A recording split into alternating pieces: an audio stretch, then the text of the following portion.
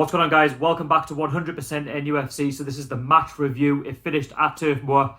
Burnley 1, Newcastle United 0. And I have to say that was a really boring match. And it was a controversial goal which got Burnley the winner in the end. And I have to say I'm very disappointed because I feel like today there was an opportunity missed. If we got a positive result today, we could easily have found ourselves in that top 6 or top 7. And it's hard not to criticise the lads. I don't really want to criticise the lads because, you know, we've won our last 3 games, and unfortunately after today's result, that's now come to an end. And I knew going into the match we were always going to be in for a difficult game against the Burnley side who, you know, they've lost their last few games as well, conceding 11 goals, and at their place they can be very dangerous. I knew that the game would have lacked a lot of quality, and that was what it was today. Unfortunately, it's a mid-table battle where I expect both Newcastle, my club, and Burnley to be come the end of the season.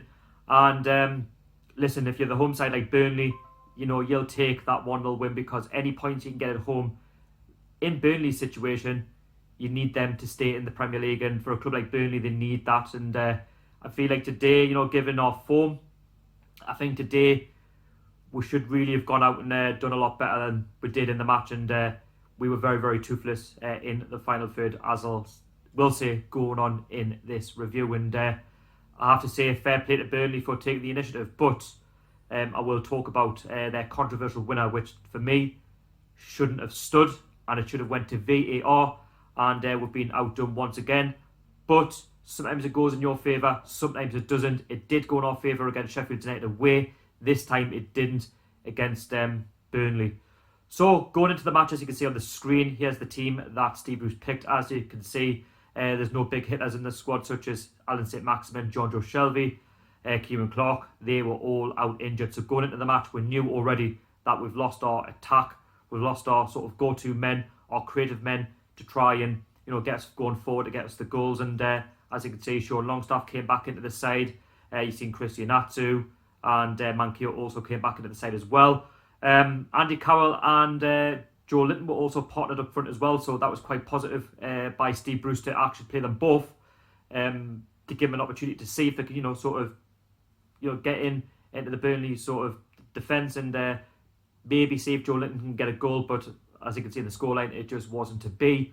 And to be fair to Steve Bruce, that was quite positive, given that we are away from home. And going into the match, I feel like we had the big opportunity with Andy Carroll only a few minutes in when the ball got whipped in. Andy Carroll was unmarked in the box, and Bardsley was nowhere near him. For me, he's got to head that on target. He puts it wide of the right-hand post, and it's a sigh of relief for Burnley, really. If Andy Carroll gets his head on that, 9 times out of 10 you bank on Andy Carroll to put that into the back of the net. The best that Pope's going to do, really, is to save that and tip that over for a corner.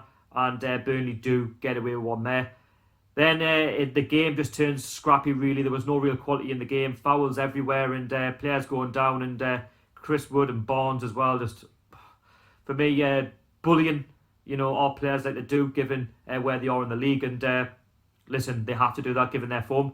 Burnley did then have their big opportunity with Dwight McNeil when he went forward. He just basically burst forward the defence.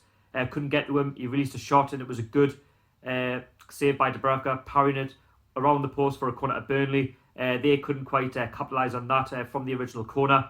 And Chris Wood and Barnes, you know, they get a couple of chances, not sort of big chances that they just put over the crossbar, wide of the mark and stuff. And our next big opportunity was Andy Carroll when he flicked it onto Atsu. For me, he's got to fire that first time.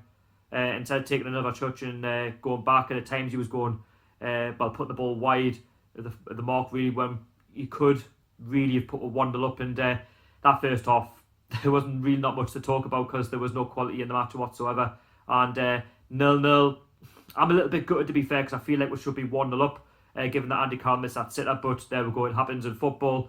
0-0, I was expecting just a little bit more in the second half. Can we go that one step better and use our quality to the advantage that we've done in the last few games, and you know, hit Burnley on the counter, put them to the sword? But no. Burnley obviously would have had their pep talk by Sean Dyche, given that they're at home. And Burnley wanted it just that little bit more, and they were causing us problems, with Chris Wood and Bonds, and they finally did get that goal on 58 minutes when they went on the counter-attack with Chris Wood, and Fernandes, managed to get the other Burnley player, and he was basically taken out. His legs were taken from him, it deflected off his body, and it went over the line for a corner, which for me, that's a foul. That should never have happened, that corner. To Burnley, it should have been flagged up by VAR. If you look at that again, for me, we've got a free kick. Dubravka's taken that and we'll go on at 0-0. But no, Burnley get the corner, and for me, it was a good goal by Burnley. But for me, Dwight McNeil, a very, very good corner. He whips it in with so much venom, and he manages to beat Dubravka, his position's absolutely terrible. It's all over the place. I don't know what he's trying to do. And Wood is unmarked, and he just basically powers it into the back of the net, and it's 1-0 to Burnley. And for me, that's poor marking yet again. It's simple man marking. I've said this before.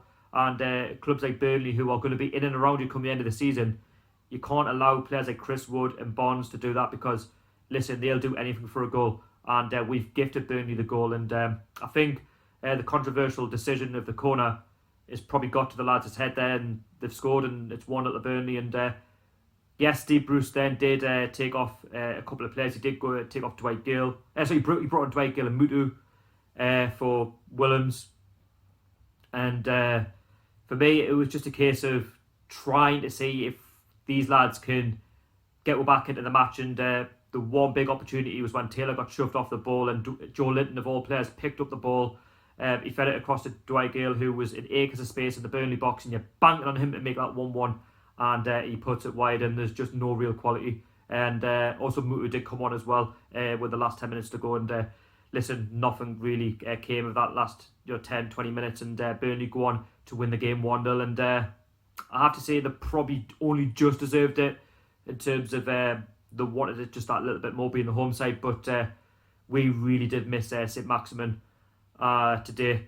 We missed John Joe Shelby, our go-to man, getting forward. And listen, Almiron as well. Yes, he hasn't scored the goals, but he likes to get forward. He's got that pace, and we really lacked that today. Sean Longstaff, I don't really want to blame him for the overall result, because I feel like the lad tried, but listen, he's sort of new to the squad, and yes, he's scored a couple of goals in that, but he still needs to learn his game, and he didn't get any help today from the squad, because I don't know, listen, we just had an off day. Andy Carroll was all over the place. He didn't have his best game today, but listen, I can forgive the lads in the sense for how many points we've picked up in the last 3 games, but there's a chance there to pick up another 3. If not, try and claim the draw, which we can build on. But listen, this is the Premier League. It happens, and sometimes you have to credit the opposition. As much as the game was really, really bad to watch, and very little chances, I wouldn't be surprised if we're last or second last match of the day, because there was nothing in that game whatsoever. And Burnley found a way to win with Chris Wood, and we know what he's about.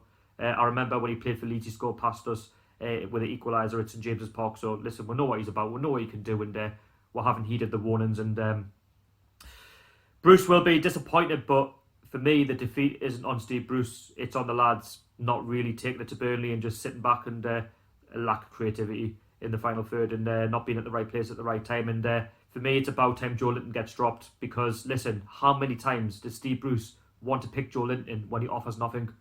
People say, as I said before, oh, he doesn't get any service. He gets plenty of service, but he spends half his time on the ground and complaining to the referee. And I didn't see too much from Joe Linton today, but listen, it wasn't just down to him as well. It's the whole team. We've come unstuck, unfortunately, at Turf Moor, and we're still in the top 10, only just. No, sorry, not. We're 11th, as you can see in the league, and we might go down as 13th if Brighton can get a result. But yeah, it's deflating, isn't it? But listen, we can go on to the next game against Crystal Palace. We're at home. They blow hot and cold, and we'll have to be better. And Steve Bruce will have to hope that we can try and get the players back, such as St. Maximin and Shelby, in this game against Crystal Palace, because if not, then I am a little bit worried going into Palace on Saturday at St James's Park, because listen, that'll not be an easy game either. And they are doing so well in the league, but they can blow hot and cold, as I've said before. And looking at the table after that defeat, it's got that little bit more tighter. Yes, we are 7 points clear of the relegation zone, but there was a chance to pull even further clear today, and we haven't taken it. But listen, it's one defeat in the last 3 games. We'll have to move on to the next one, and that's the Premier League, isn't it? It can be ruthless and you've got to take your chances, and if you don't take your chances, you will get found out time and time and time again. Well,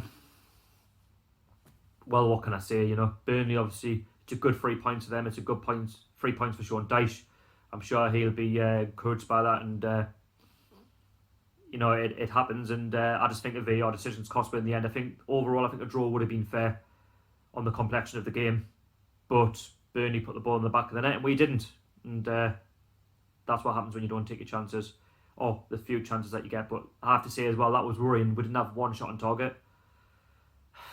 Do you know what I mean? Is it going back to the same old? You can just tell we're a different Newcastle without St. Maximin and Shelby. Without them in the squad, there's nothing, is it? It kind of reminds you of Leicester away. No corners, no shots on target, and we do the same away to Burnley's day. Just we're quite lucky that Burnley don't have the same quality as what Leicester do, because that could have been a different scoreline if they just offered a little bit more. Because I think the minute we go 1-0 down away from home, we tend to collapse. But it is what it is. It's happened, isn't it? And we've got to move on. So yeah, 1-0 to Burnley at Turf Moor. Let me know what you thought about the game. Do you think Steve Bruce should make some changes going into the Crystal Palace game on Saturday? Please let us know down below in the comments. And did you go to the match as well? And what was the atmosphere like? And what did they make of the lads' overall performance? And what could Bruce have done better maybe in the match to have won us that game? What's your thoughts on Dwight Gale and Mutu? Have they got a future at this football club, you know, moving forward into January? Should we look at someone like Jawbone from Hull? Because I think that's someone who we could turn to maybe to change our fortunes in that attacking area. And should Joe Linton be dropped against Crystal Palace on Saturday? Let me know all of that down below in the comments. And yeah, wasn't to be. It finished at Turf Moor. Burnley 1, Newcastle United 0. Please subscribe to this channel if you are new. I'm trying to reach 2,400 subs, and hopefully we can try that, do that very, very soon. And follow me on social media, Twitter and Instagram, 100% NUFC. All links will be down below in the description. And yes, not to be. I'll see you all in the next one. Over the lads.